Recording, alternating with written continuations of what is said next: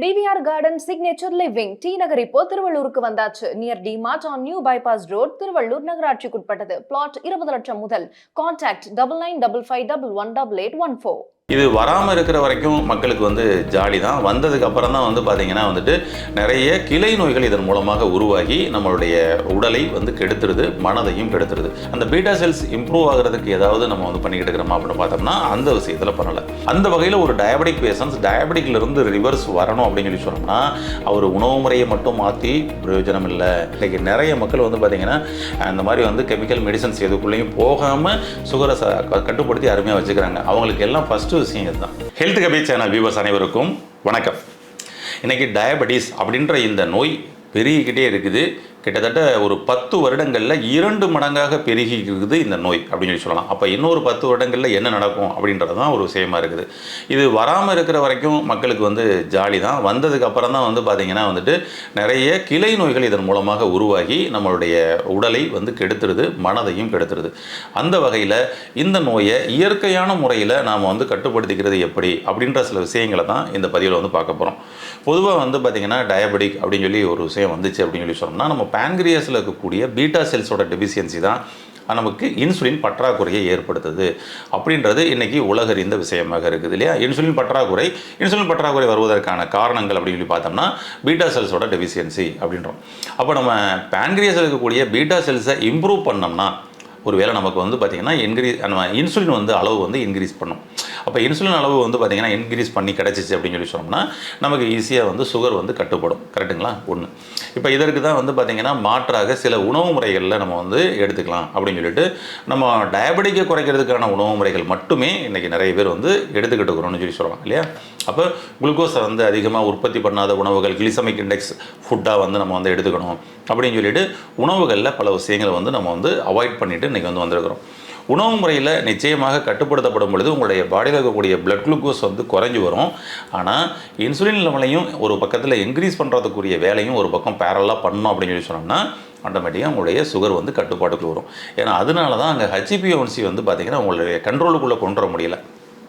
இப்போ blood glucose எவ்வளோ இருக்குதோ அதற்கு நீங்கள் உணவு முறையை மட்டும் சின்ன சேஞ்சஸ் பண்ணி அந்த பிளட் குளுக்கோஸை அழிக்கிறதுக்காக, ஒரு உதாரணத்துக்கு குளுக்கோஸ் லெவல் உங்களுக்கு 300 இருக்குது, 400 இருக்குன்னா இன்றைக்கி நம்ம வீட்டில் பாவக்காய் குழம்பு வச்சுக்கலாம், கசப்பான ஏதாவது ஒரு விஷயத்தை நம்ம சாப்பிடலாம், சாப்பிட்டா அந்த குளுக்கோஸ் குறைச்சிடலாம், அந்த சுகரை குறைச்சிக்கலாம்னு சொல்லிட்டு அன்றைய நிலைமைக்கு ரத்தத்தில் இருக்கக்கூடிய குளுக்கோஸை குறைக்கிறதுக்காக தான் நம்மளுடைய உணவு முறைகள் போய்கிட்டு இருக்குது. கரெக்டுங்களா?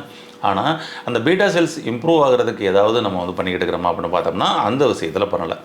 அந்த விஷயத்தில் நம்ம என்னெல்லாம் பண்ணலாம்னா பொதுவாக நம்மளுடைய செல்கள் அப்படின்றது ஒரு அறிவு இருக்குது. செல்களுக்குன்னு ஒரு அறிவு இருக்குது. இந்த செல்களுக்கு இருக்கக்கூடிய அறிவு நம்மளுடைய உடம்பில் இருக்கக்கூடிய கிளான்ஸ்லேருந்து கிடைக்கக்கூடிய சிக்னல் மூலமாக செயல்படக்கூடிய அறிவு அப்படின்னு சொல்லி சொல்லலாம். பிரெயின்லேருந்து பார்த்திங்கன்னா வரக்கூடிய சிக்னல்கள் மூலமாக எல்லா செல்களையும் இன்றைக்கி இயக்கிக்கிட்டு இருக்குது அப்படின்றத சொல்லலாம். கரெக்டுங்களா? அப்போ பிரெயின்லேருந்து ஆட்டோமேட்டிக்காக உங்களுக்கு எல்லா செல்களுக்கும் சிக்னல் வருது. அப்போ எண்டோக்ரைன் சம்மந்தப்பட்டு வரும்பொழுது அந்த எண்டோக்ரைன் கிளாண்ட்லேருந்து வரக்கூடிய சிக்னல்களையும் நம்மளுடைய செல்கள் எடுத்துக்கிறது. அதை தான் நான் இந்த எண்டோக்ரைன் கிளாண்ட்லேருந்து ஒரு சிக்னல் வருது, அதை நம்ம எது எடுத்துக்கிறது அப்படின்னு சொல்லி சொல்கிறேன்னா அதற்கு தக்கன செயல்படணும். சரிங்களா? ஆமாம். நீங்கள் பார்த்தீங்கன்னா நம்ம அன்பாக இருக்கணும்னாலும் நம்ம உடம்புக்குள்ளேருந்து ஒரு ஹார்மோன் சுரக்கணும். கோபமாக இருக்கணும்னாலும் நம்ம உடம்புக்குள்ளேருந்து ஒரு ஹார்மோன் சுரக்கணும். ஓகேங்களா? ஆமாம். பயமாக இருக்கணும்னாலும் நம்ம உடம்புலேருந்து ஒரு ஹார்மோன் சுரக்கணும். அதுதான் அட்ரினல் கிளாண்ட்லேருந்து சுரக்கக்கூடிய சில ஹார்மோன்ஸ் இல்லையா. அப்போ நம்ம இப்படி அதிகப்படியான உணர்ச்சி வசப்படுதல் பண்ணும் பொழுது பார்த்திங்கன்னா இந்த ஹார்மோன் என்ன பண்ணுது பாருங்கள், நம்மளுடைய தசையை, அதாவது மசில்ஸை, போனை, நர்வஸை எல்லாத்தையும் பார்த்திங்கன்னா நார்மல் பொசிஷன்லேருந்து வேறு பொசிஷனுக்கு மாற்றம் கொண்டு வருது. பார்த்திங்களா? அதாவது பார்த்திங்கன்னா ஒருத்தர் கோவப்படுற நபருக்கு உடம்பெல்லாம் அப்படியே இறுக்கமாகுது, நரம்புகள்லாம் புடைக்குது அப்படியே அந்த கோவப்படும் பொழுது. கரெக்டுங்களா? பயம் வரும் பொழுது ஒருத்தருக்கு பார்த்திங்கன்னா அங்கே அப்படியே போன்லாம் பார்த்திங்கன்னா பேலன்ஸ், அந்த பலம் இல்லாமல் ஆகுது. அப்போ அவருக்கு தடுமாற்றம் ஆகுது. அப்போ நடையில் தடுமாற்றம், நிற்கிறதுலையே தடுமாற்றம் ஆகுது, பேலன்ஸ் இல்லாமல் கீழே விழுகிறாரு.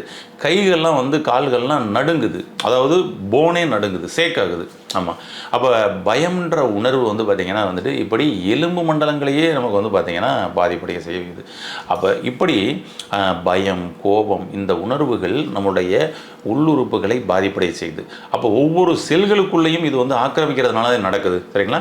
Muscle cells, phone cells, nervous cells, இது எல்லாத்துக்குள்ளேயும் ஆக்கிரமிக்கலாம் நடக்குது. இங்கே தான் நம்ம வந்து புரிஞ்சுக்கணும். அப்போ நம்ம செல்ஸை கட்டுப்படுத்தக்கூடிய தன்மை, அதை இயக்கக்கூடிய தன்மை, அதை மோட்டிவேட் பண்ணக்கூடிய தன்மை எங்கே இருக்குது பார்த்தீங்களா? இது எல்லாம் இங்கே ஹார்மோனோட கண்ட்ரோலுக்குள்ளே இருக்குது அப்படின்னு சொல்லி சொல்கிறேன். ஏதோ மூளை தான் நமக்கு வந்து இயக்குது அப்படின்னு சொல்லி நம்ம நினச்சிக்கிட்டு இருக்கோம் இல்லையா?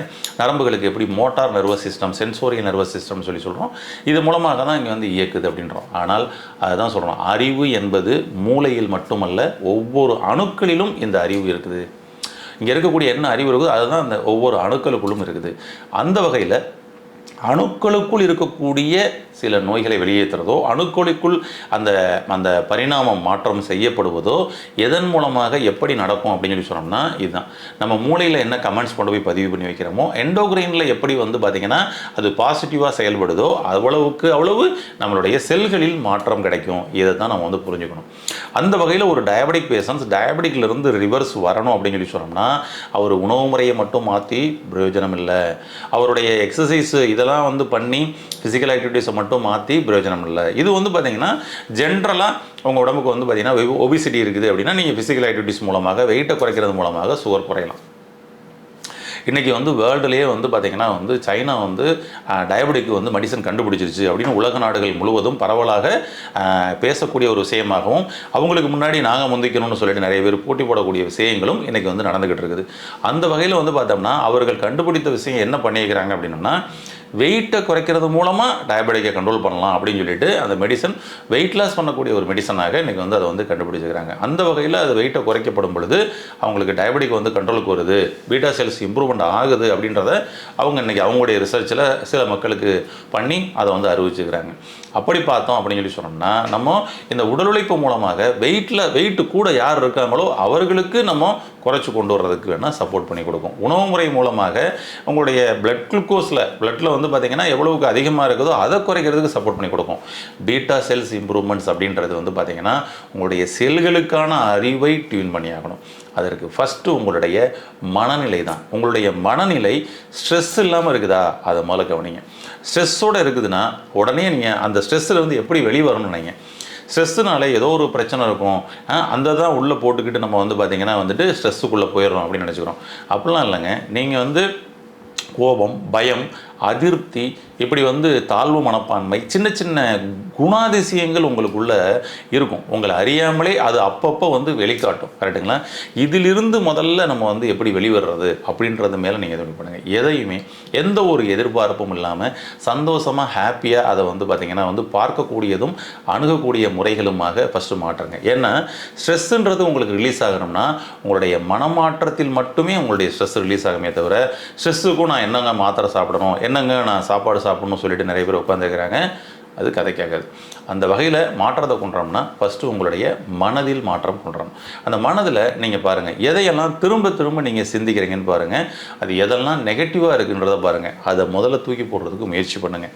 பொதுவாக எந்த ஒரு கெட்ட குணங்களும், எந்த ஒரு கெட்ட லைஃப் ஸ்டைல் ஆக்டிவிட்டீஸும், எந்த ஒரு கெட்ட எண்ணங்களும் அதுவாக வெளியில் போகிறது அப்படின்னு சொல்லி சொன்னோம்னா அதற்கு நிறைய பாசிட்டிவ் தன்மைகள், ஏன்னா அதுக்கு ஆப்போசிட்டான பாசிட்டிவ் தன்மைகள் உள்ளே வர தான் அதுவாக வெளியே போகும். இல்லைனா அதை முதல்ல தூக்கி போட்டு வெளியேற்றிட்டு அப்புறமா நம்ம ஹாப்பியாக இருக்கலாம்னு நிறைய பேர் நினச்சிக்கிட்டு இருப்பாங்க. அதான் கிடையாது. உதாரணத்திற்கு கோபம் அப்படின்ற ஒரு விஷயம் வந்து அதிகமாக ஒருத்தருக்கு இருக்குது. அந்த கோபத்தை வெளியேற்றணும் அப்படின்னா, நான் என்னோடய கோபம் வந்து வெளியே போடுறது மட்டும் நான் அந்த மாத்திரை சாப்பிட்றேன், கோபம் வெளியே போகிறதுக்காக அந்த உணவு சாப்பிட்றேன், கோபம் வெளியே போடுறதுக்காக இப்படி நான் மெடிடேட் பண்ணுறேன்னு கூட நீங்கள் கோபத்தை மட்டும் வெளியேற்றிட்டு அப்புறமா நல்லா இருக்கலாம்னு நினைக்கிறோம்ல, அங்கே தான் தவறு. அப்படி வெளியேற்ற முடியாது. ஒரு உதாரணத்துக்கு சொல்கிறேன். நீங்கள் வந்து ஒரு சாம்பார் வைக்கிறீங்க. அந்த சாம்பாரில் வந்து பார்த்திங்கன்னா கொஞ்சம் எக்ஸ்ட்ரா வந்து பார்த்திங்கன்னா காரம் சேர்ந்துருச்சு, அல்லது எக்ஸ்ட்ரா வந்து சால்ட்டு சேர்ந்துருச்சு அப்படி வச்சுக்கோங்களேன். ஆமாம்.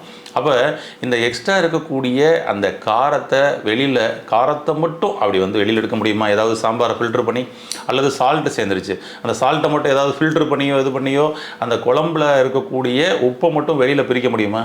முடியாது. அப்போ என்ன பண்ணுவீங்க நீங்கள் சமையலில்?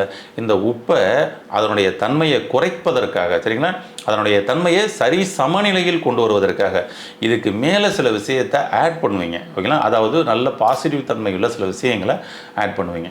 அது உங்களுக்கு சமையல் பண்ணுறவங்களுக்கு நிச்சயமாக உங்களுக்கு தெரியும். சிலர் வந்து பார்த்திங்கன்னா அந்த உருளைக்கிழங்கு போட்டு பண்ணுறது, ஓகேங்களா, சால்ட் அதிகமாக இருக்குன்னா உருளைக்கிழங்கு வந்து எடுத்து போட்டு இது ஒன்று பண்ணும் பொழுது அங்கே வந்து சால்ட் வந்து குறையும். காரம் அதிகமாக இருக்குனுங்கும் பொழுது பார்த்திங்கன்னா தேங்காய் அரைச்சி ஊற்றுவாங்க, தேங்காய் பால், அந்த தேங்காய் பூவு, இப்படி தேங்காயை வந்து கட் பண்ணி எக்ஸ்ட்ரா போடுவாங்க. போடும்பொழுது காரத்தன்மை கூடும். பாருங்களேன், அந்த நெகட்டிவ் தன்மையை நீங்கள் தனியாக வெளியில் பிரிக்கவே முடியாது நம்மளுக்குள்ளே இருக்கக்கூடியதை. இதற்கு பாசிட்டிவ் தன்மை உள்ள சில விஷயங்களை அதிகமாக சேர்க்க தான் அது நியூட்ரலாகும். அவ்வளோதான்.